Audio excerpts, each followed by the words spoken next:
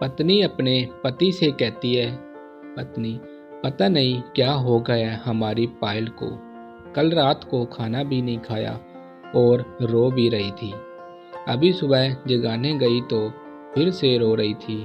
वजह पूछी तो बस इतना ही कही कि प्लीज़ माँ, मुझे अकेला छोड़ दो। मुझे लगता है कि शायद उसे किसी ने प्यार में धोखा दिया है। डर लगता है कहीं वह खुद को नुकसान न पहुँचाए।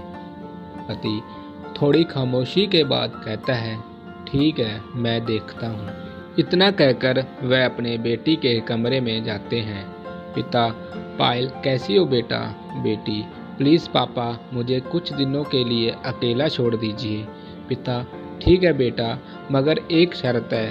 बेटी, बोलिए। पिता, मैं तुम्हें एक बकवास कहानी सुनाना चाहता हूँ, तुम सुन लो, फिर हम तुम्हें डिस्टर्ब नहीं करेंगे, ओके? बेटी, ठीक है, सुनाइए। पिता, आज से करीब 20 साल पहले एक राजा हुआ करते थे, बेहद अमीर। उनके 2 बेटे थे। बड़ा बेटा बेहद आज्ञाकारी और ईमानदार था। उस राजा को अपने बड़े बेटे पर नाज था। उसकी शादी एक खूबसूरत लड़की से कर दी गई। फिर वह खूबसूरत लड़की राजा की बड़ी बहू गर्भवती हुई। घर में खुशियां ही खुशियां छा गई, मगर राजा की जिद थी कि बेटा ही हो। फिर राजा ने अपने बहू के गर्भ का चेकअप करवाया तो पता चला कि गर्भ में लड़की है। राजा ने बेटे को हुक्म दिया कि लड़की को गिरा दिया जाए। आखिर बड़ा बेटा आज्ञाकारी था, ना तो करेगा नहीं, मगर पता नहीं उस पागल बेवकूफ़ को क्या सूझा कि 2 दिन बाद अपना राजपाट, धन दौलत, शानो शौकत सब कुछ छोड़ के अपनी गर्भवती पत्नी को लेकर महल से गायब हो गया। सच कहूँ तो वह बड़ा बेटा बेवकूफ़ और पागल था।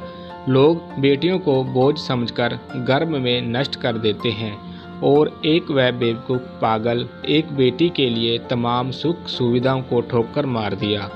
वह बाप की बात मानता तो आज उसकी जगह राजा होता।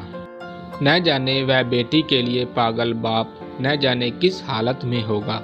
तभी पायल की माँ वहाँ आकर कहती है कि वह बेटी के लिए पागल शख्स और कोई नहीं, यही तेरे पिताजी हैं जो तुझे अपनी सच्ची कहानी सुना रहे हैं। तू कहती थी न कि मम्मी नाना नानी को तो मैंने देख लिया, काश पापा अनाथ न होते तो दादा दादी का चेहरा भी देख लेती। तेरे पापा अनाथ नहीं हैं, तू बड़ी होकर जिद न करे दादा दादी से मिलने की, इसलिए तुझसे यह सच छुपाया गया। फिर तेरे पापा ने तेरे पैदा होने के बाद एक कसम ली कि तेरे अलावा दूसरी संतान फिर कभी नहीं बनाएंगे। अखबार में इश्तिहार देखकर तेरे दादा दादी ने बेटी को लेकर ही वापस आने को कहा।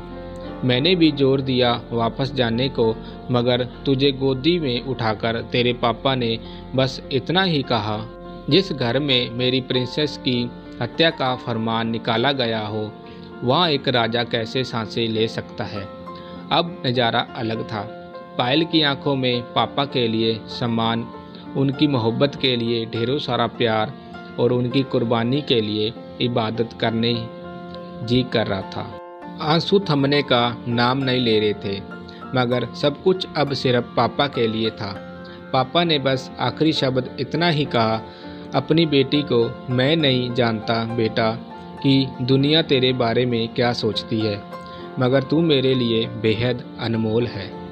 भले मैं आज कहीं का राजा नहीं रहा, मगर तू कल भी, आज भी और सदा ही मेरी प्रिंसेस ही रहेगी। बेटी ने दौड़कर अपने पापा को गले लगाकर रोते हुए कहा, आप असली राजा हो और मैं आपकी प्रिंसेस। सबकी पलकें गीली थी, मगर वह एक नई सुबह की शुरुआत थी, जहां प्रिंसेस फिर से अपने सियासत में लौट आई थी।